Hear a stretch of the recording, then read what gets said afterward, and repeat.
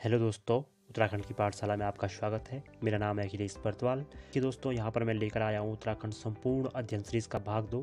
इससे पहले हमने भाग 1 देख चुके हैं, जहाँ पर हमने उत्तराखंड की स्थिति विस्तार की बात की थी। तो देखिए दोस्तों, उत्तराखंड की सभी प्रतियोगी परीक्षाओं के लिए इंपॉर्टेंट है ये सीरीज जो हमने शुरू की है। चाहे वीडियो बीपीडीओ कनिष्ठ सहायक पटवारी लेखपाल या अन्य कोई भी ऐसा एग्जाम हो जो आने वाले हैं, उन सभी के लिए ये सीरीज बहुत ही महत्वपूर्ण है।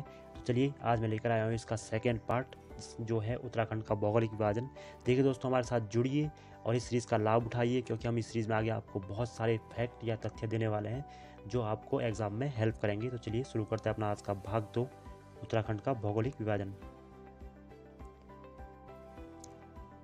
तो देखिए दोस्तों, किसी भी जो ज़मीन का जो भी हिस्सा होता है या भूभाग होता है, उसका जो भौगोलिक विभाजन किया जाता है वो उसके धरातलीय विन्यास के आधार पर किया जाता है, या उसके उच्चावचन के स्वरूप के आधार पर किया जाता है, या उसका जो शैल क्रम जो उसका पत्थर होता है, नीचे चट्टानें होती है, उसके आधार पर उसका किया जाता है। तो इसी आधार पर हमारे उत्तराखंड का भी विभाजन किया गया है। देखिए कई सारी बुक्स में उत्तराखंड का कई अलग अलग टाइप का विभाजन मिलता है। कहीं पर उत्तराखंड के 6 भाग बताए जाते हैं विभाजन के आधार पर, कहीं पर 4 भाग बताए जाते हैं। तो वो आधार होता है कि आप कितने कितने बड़े भाग को एक भाग मान रहे हैं। लेकिन यहाँ पर अगर एक बारीक विभाजन किया जाए, मतलब एक सूक्ष्म विभाजन किया जाए, छोटे छोटे क्षेत्रों को भी जो जिसके लक्षण अलग हैं उसको भी अलग किया जाए, तो उत्तराखंड को 8 भागों में बांटा गया है यहाँ पर। तो हम उत्तराखंड का जो भौगोलिक विभाजन पढ़ेंगे वो 8 भागों में पढ़ेंगे। ऐसा कभी प्रश्न नहीं आएगा कि उत्तराखंड का भौगोलिक विभाजन कितने भागों में किया गया। अगर आता है तो 6 या 8 में से एक ही वहाँ पर मिलेगा आपको, और वही आंसर होगा। तो देखिए दोस्तों, यहाँ पर हम 8 भागों में अध्ययन करेंगे, तो उन 8 भागों को हम एक बार देख लेते हैं। नाम देखिए, पहला जो है, हम उत्तर से दक्षिण की ओर भी इन्हें देख सकते हैं और दक्षिण से उत्तर की ओर भी देख सकते हैं। तो हमने यहाँ पर दक्षिण से उत्तर की ओर देखा है। तो दक्षिण में सबसे नीचे जो हमारा उत्तराखंड का जो हिस्सा है वो है गंगा का मैदान। अभी हम देखेंगे कि गंगा का मैदान मैप में कहाँ पर स्थित है। तो पहले मैं बता देता हूँ कि इनके नाम क्या क्या है। सबसे नीचे है गंगा का मैदान, उसके दक्षिण में है तराई क्षेत्र, उसके ऊपर है भाबर क्षेत्र, उसके भी दक्षिण में है शिवालिक क्षेत्र, और उसके बाद है दून क्षेत्र और द्वार क्षेत्र। द्वार क्षेत्र के बाद है लघु हिमालय, या जिसे हम कहते हैं मध्य हिमालय के बाद है बृहत या महान हिमालय, या जिसे हम उच्च हिमालय भी कहते हैं, और अंत में है ट्रांस हिमालय। तो इन 8 भागों में उत्तराखंड को बांटा गया है, अर्थात उत्तराखंड में ये 8 प्रकार के क्षेत्र में प्राप्त होते हैं। तो अब हम मैप में देख लेते हैं कि कहाँ कहाँ पर ये क्षेत्र हैं। तो ध्यान से हम देखेंगे। देखिए सबसे नीचे मैं आपको दिखाता हूँ मैप में। यहाँ पर देखिए हरिद्वार का जो निचला वाला हिस्सा है, यहाँ पर जो स्थित है वो है गंगा का मैदान। बहुत छोटा इलाका उत्तराखंड में है गंगा का मैदान। तो ये वाला जो इलाका है वो है गंगा का मैदान। अब देखते हैं हम तराई क्षेत्र। तो देखिए तराई जो क्षेत्र है वो है हरिद्वार में, ये वाला इलाका जो तीसरी वाली लाइन है, और इसके बाद ये उधम सिंह नगर का पूरा इलाका तराई क्षेत्र में आता है। तराई क्षेत्र मतलब जहाँ पर बहुत ज़्यादा पानी हमें मिलता है। इसके बाद हम देखेंगे भाबर क्षेत्र। तो देखिए दोस्तों, ये है भाबर क्षेत्र। अगर बात करें हम देहरादून का ऋषिकेश वाला हिस्सा, और ये वहाँ पर ये पूरा ये पौड़ी से नीचे होती है नैनीताल का निचला हिस्सा और चंपावत का निचला हिस्सा, ये सब भाबर में आता है। यहाँ पर भाबर क्षेत्र है। भाबर क्षेत्र उसको कहते हैं जहाँ पर बहुत बड़े बड़े पत्थर नदियाँ लेकर आती हैं ऊपर से, जहाँ की ज़मीन उतनी अधिक उपजाऊ नहीं होती है।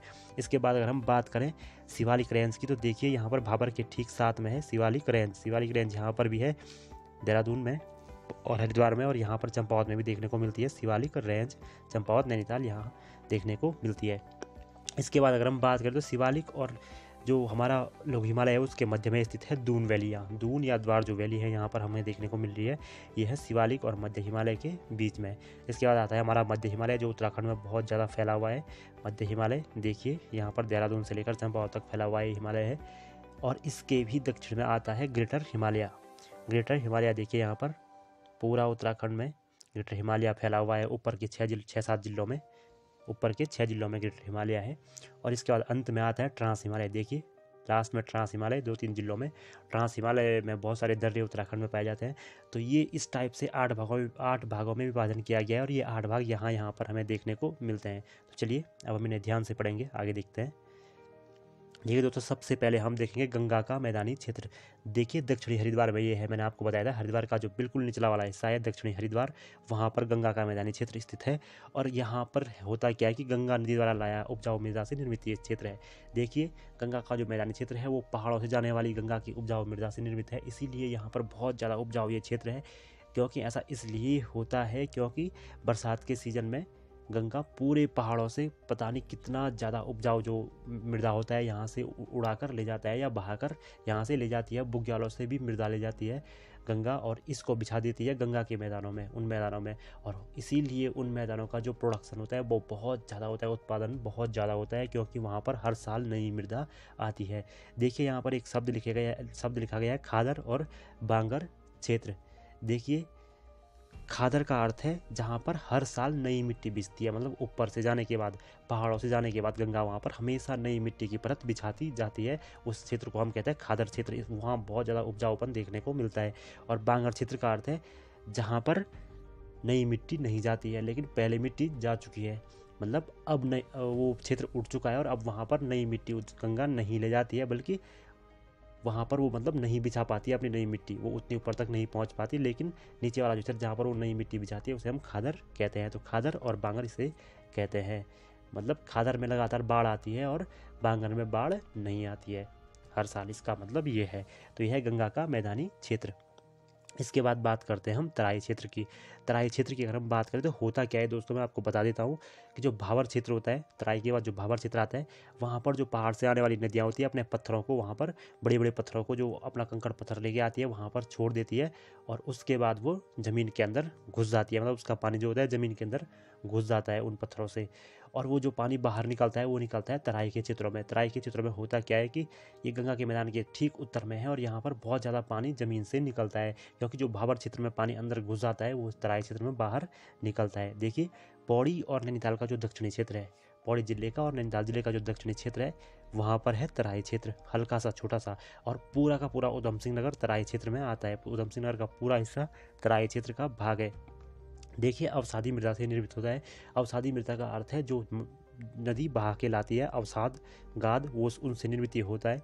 और इसकी एक बहुत अच्छी बात होती है कि ये बहुत ज़्यादा उपजाऊ होता है, और ये इलाका जो होता है वो दलदली इलाका होता है, बिल्कुल यहाँ पर दलदल होती है और पाताल तोड़ कुएँ पाए जाते हैं। पाताल तोड़ कुएँ का अर्थ है दोस्तों कि थोड़ा सा खोदने पर भी यहाँ पानी तुरंत बाहर निकल जाता है, या बिना खोदे भी कहीं कहीं यहाँ पानी बाहर निकलता ही रहता है, क्योंकि इतना ज़्यादा पानी इस क्षेत्र में होता है कि ये पूरा दलदल वाला क्षेत्र होता है।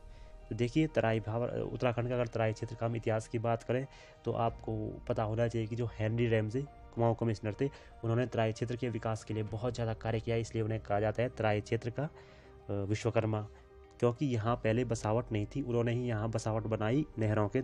एक बार यहाँ नहरें खुदवाई, यहाँ के पानी को बाहर भेजा और यहाँ की दलदली भूमि को सुखाने का काम किया, और यहाँ पर बसावट बसाई गई। अब जो तीसरा हमारा क्षेत्र है वो है भाबर क्षेत्र। देखिए तराई क्षेत्र के उत्तर में स्थित है भाबर क्षेत्र।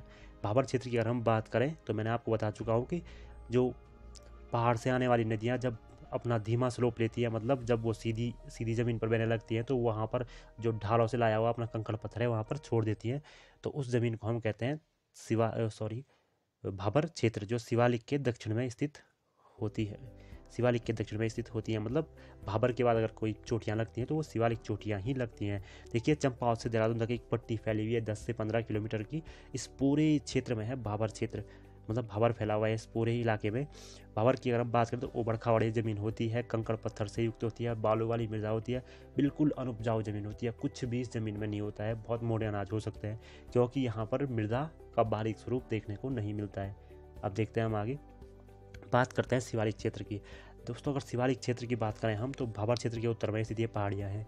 देखिए भाबर क्षेत्र के उत्तर में स्थित हैं, और अगर इन पहाड़ियों की हम बात करें शिवालिक पहाड़ियों की तो ये हिमालय का हिस्सा है। हिमालय को कई भागों में हमने बांटा है, हिमालय को हमने महान हिमालय, उच्च हिमालय और शिवालिक में बांटा है। शिवालिक जो है वो सबसे नीचे वाला इलाका है हिमालय का। देखिए इसे हम कहते हैं वाह्य हिमालय, हिमालय का पाद या मैनाक। देखिए वाह्य हिमालय मतलब सबसे बाहर जो हिमालय है।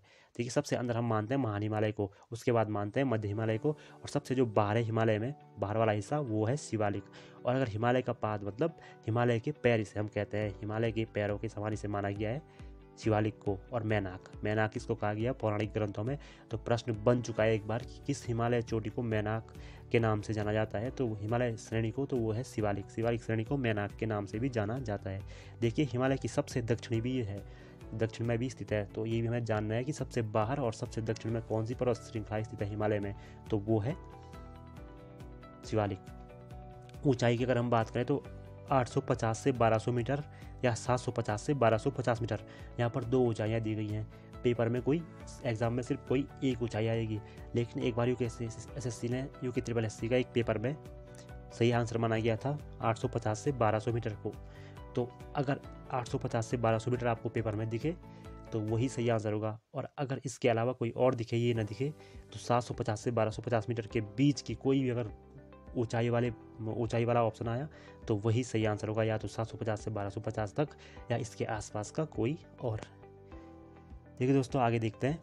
शिवालिक उत्तराखंड के 7 जिलों में फैला हुआ है। अब ऐसा भी प्रश्न पूछा जा सकता है कि शिवालिक पर्वत उत्तराखंड के कितने जिलों में फैला हुआ है। तो उत्तराखंड के 7 जिलों में फैला हुआ है शिवालिक पर्वत। देखिए, देहरादून, हरिद्वार, टिहरी, पौड़ी, अल्मोड़ा, नैनीताल, चंपावत। जो ऊपर के जिले हैं, मतलब जिनका जो मैप पे ऊपर आपको दिखते हैं, तो उनके तो दक्षिणी भाग में होगा शिवालिक, लेकिन जो नीचे के जिले हैं जैसे हरिद्वार हो गया या चंपावत हो गया, तो इनके मध्य में या इनके दक्षिणी भाग में भी हो सकता है शिवालिक श्रेणी। तो देखिए, इन 7 जिलों की हमने बात की, देहरादून, हरिद्वार, टिहरी, पौड़ी, अल्मोड़ा, नैनीताल, चंपावत। तो इन 7 जिलों में है शिवालिक। हिमालय का सबसे नया भाग है शिवालिक। इसका निर्माण हिमालय क्रम में जो हिमालय का क्रम है निर्माण का, उसमें सबसे अंत में जिनका निर्माण हुआ वो है शिवालिक। जीवाश्म से भरपूर ये क्षेत्र है, क्योंकि इसका निर्माण सबसे नवीन तौर पर हुआ है, तो इसमें बहुत सारे जीवाश्म, पेट्रोलियम, ये सब चीज़ें ऐसी चीज़ें हमें देखने को मिलती हैं। देखिए, आर्द्र और गर्म जलवायु का ये क्षेत्र है, मतलब यहाँ पर गर्मी होती है और ह्यूमिडिटी मतलब पानी भी होता है, आर्द्रता भी यहाँ पर होती है वायुमंडल में या जलवायु में।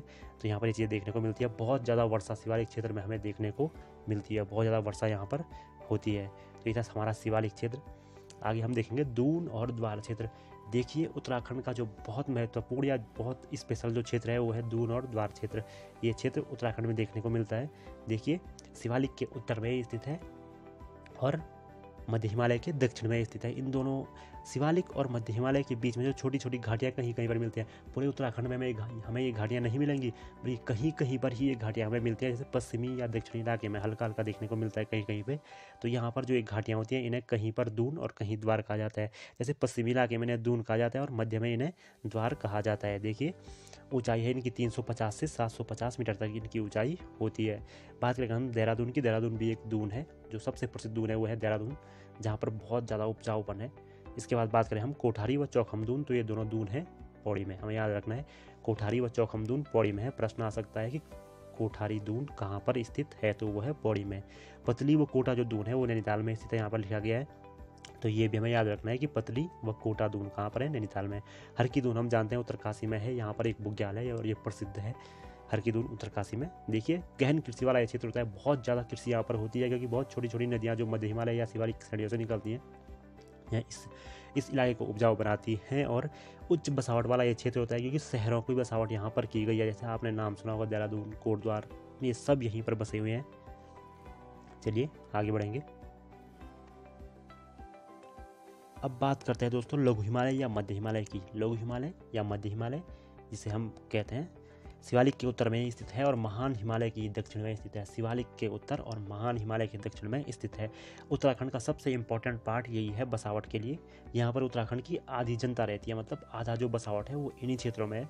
देखिए, ऊंचाई है 1200 से 4500 मीटर तक। 1200 मीटर से 4500 मीटर तक ऊंचाई मानी जाती है लघु हिमालय या मध्य हिमालय की। हिमांचल हम इसे कहते हैं, हिम का आंचल, या यहाँ पर बहुत हिम, कभी कभी यहाँ पर बर्फ़ गिरती है, इसलिए इसे हम हिमांचल भी कहते हैं। आंशिक रूप से बर्फ़ गिरती है यहाँ पर, तो इसलिए हिमांचल इसे कहा जाता है। देखिए, जीवाश्म का अभाव यहाँ पर मिलता है, और जीवाश्म का अभाव होने का कारण यहाँ इन पर्वत श्रेणी में क्या है, क्योंकि ये पुरानी पर्वत श्रेणियाँ हैं। ये एक वलित पर्वत है और कायांतरित पर्वत चट्टानों से बने हुए हैं। मतलब यहाँ पर बहुत लंबा क्रम चट्टानों को बनते बनते हो चुका है, जिससे कि वो कठोर हो गई हैं और उनके अंतर्गत कुछ भी हमें प्राप्त नहीं होता है। तो देखिए, बात करें अगर हम लेज़र हिमालय की, यहाँ था आपको दिख रहा है, यहाँ पर जो हमारा यहाँ पर है लघु हिमालय, यहाँ पर देखिए देहरादून में ही स्थित है। इसके बाद देखिए यहाँ पर पौड़ी में ही स्थित है, रुद्रप्रयाग में ही स्थित है, सॉरी टिहरी में ही स्थित है। उसके बाद देखिए रुद्रप्रयाग में ही स्थित है, पौड़ी में ये हल्का सा स्थित है। पौड़ी के बाद बात करें हम अल्मोड़ा में ये है और चंपावत में ये है। जबकि देखिए यहाँ पर बागेश्वर में ये नहीं है।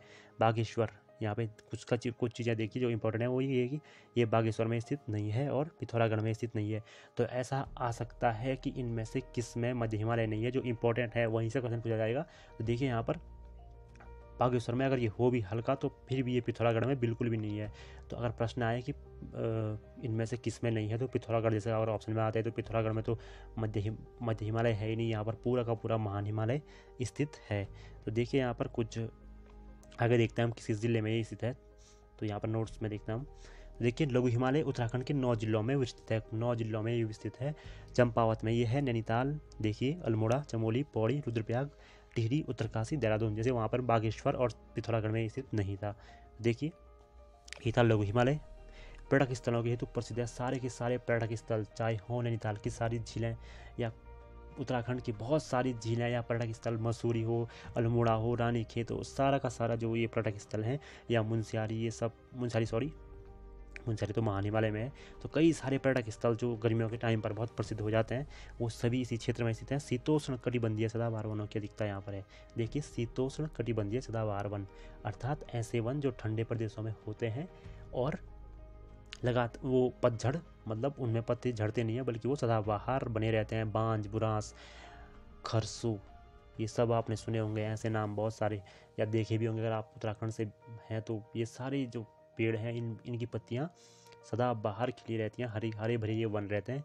बहुत बड़े बड़े ये वन होते हैं। मसूरी में आप देख लीजिए, या किसी भी ऐसे इलाके, देवदार के जो वन होते हैं, ये सभी इसी के अंतर्गत आते हैं, शीतोष्ण कटिबंधीय सदाबहार वन। बुग्यालों से भरा हुआ ये इलाका होता है। देखिए इस इलाके का ऊपरी भाग होता है लगभग 3000 मीटर से ऊपर, यहाँ पर बहुत सारे बुग्याल पाए जाते हैं। बुग्यालों का अर्थ है घास के बड़े बड़े मैदान। इन बड़े बड़े मैदानों का काम क्या होता है कि यहाँ पर पशुचालक अपनी पशुओं को चराने के लिए जाते हैं साल के 4 या 5 माह, क्योंकि यहाँ पर साल भर तो नहीं जाया जा सकता, क्योंकि ये ऊपर वाले हिस्से हैं, तो यहाँ पर बर्फ़ गिरती है 7 से 8 महीने, 4-5 महीने यहाँ पर बर्फ़ नहीं रहती है बरसात के महीनों में। तो इसलिए यहाँ पर सारे के सारे पशु चरने के लिए ले जाया जाता है, या चराने के लिए नहीं, यहाँ पर ले जाया जाता है, जहाँ पर बहुत सारी मखमली घास यहाँ पर मिलती है। देखिए ये था लघु हिमालय। अब बात करते हैं वृहत या उच्च हिमालय की। देखिए दोस्तों, वृहत या उच्च हिमालय की बात करें तो लघु हिमालय के उत्तर में स्थित है वृहत हिमालय, ट्रांस हिमालय के दक्षिण में स्थित है वृहत हिमालय, मतलब वृहत हिमालय के बाद है ऊपर ट्रांस हिमालय। देखिए वृहत हिमालय की बात करें तो इसके कई सारे नाम हैं। महान हिमालय अगर हम बोलें, वृहत हिमालय अगर हम बोलें, उच्च हिमालय या आंतरिक हिमालय, तो ये सब है उच्च हिमालय या वृहत हिमालय। देखिए आंतरिक हिमालय की अगर हम बात करें तो हमने बात की थी कि शिवालिक को बाह्य हिमालय कहा जाता है, क्योंकि वो सबसे बाहर स्थित है हिमालय की श्रेणियों में। और जो आंतरिक की बात करें तो महान हिमालय सबसे अंदर या आंतरिक में स्थित है, तो इसलिए हम इसे आंतरिक हिमालय भी कहते हैं। देखिए हिमाद्री हम इसे कहते हैं। हिमाद्री का अर्थ है सदैव बर्फ से आच्छादित चोटियाँ रहती हैं। और ऊंचाई की अगर हम बात करें तो 4500 से 7817 मीटर तक उत्तराखंड में इसकी ऊंचाई है। 7817 इसलिए क्योंकि उत्तराखंड की जो सबसे ऊँची चोटी है नंदा देवी, उसकी ऊंचाई है 7817, इसलिए उच्च हिमालय का जो उत्तराखंड में सर्वोच्च जो ऊंचाई है वो भी है 7817 मीटर। देखिए यहाँ पर आप देख सकते हैं कि किन जिलों में यहाँ पर स्थित है महान हिमालय। तो महान हिमालय उत्तरकाशी से लेकर पिथौरागढ़ तक स्थित है। यहाँ पर हम देख रहे हैं उत्तरकाशी, रुद्रप्रयाग हल्का सा, चमोली, बागेश्वर और पिथौरागढ़। हल्का भी क्या है, बहुत सारा इनमें है महान हिमालय। तो इन सब में स्थित है महान हिमालय। अगर हम बात करें इन 6 जिलों की, तो ग्लेशियर जो उत्तराखंड में पाए जाते हैं सिर्फ इन 6 जिलों में ही पाए जाते हैं, क्योंकि महान हिमालय सिर्फ इन्हीं में है। बात करें उत्तरकाशी की, तो यहाँ पर गंगा यमुना का ये महान हिमालय से उद्गम होता है। रुद्रप्रयाग की बात करें, मंदाकिनी हमें देखने को मिलती है। चमोली में भी कई सारी नदियाँ अलकनंदा देखने को हमें मिलती है। बागेश्वर और पिथौरागढ़ में तो काली है ही।